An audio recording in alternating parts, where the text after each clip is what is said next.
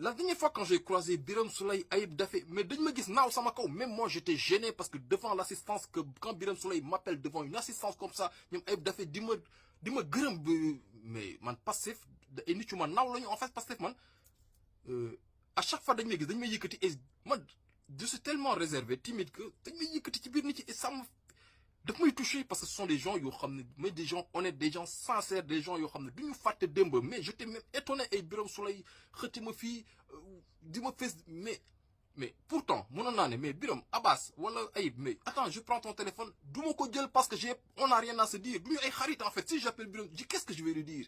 Je connais même pas où est-ce qu'il habite, je sais même pas lan mooy lu nekk si pièce d'identité. Lu ñu seq mooy qu'est-ce qu'ils sont en train de faire pour le Sénégal, et tant que ñu ngi ci man dama lay pousse nga ciy nekk. Donc nañu arrêté ay jotuma diw, jot naa diw, jotuma diw. Admettons man tey ma jotoon Ousmane Sonko, qu'est-ce que je vais lui dire? Ousmane naka tàng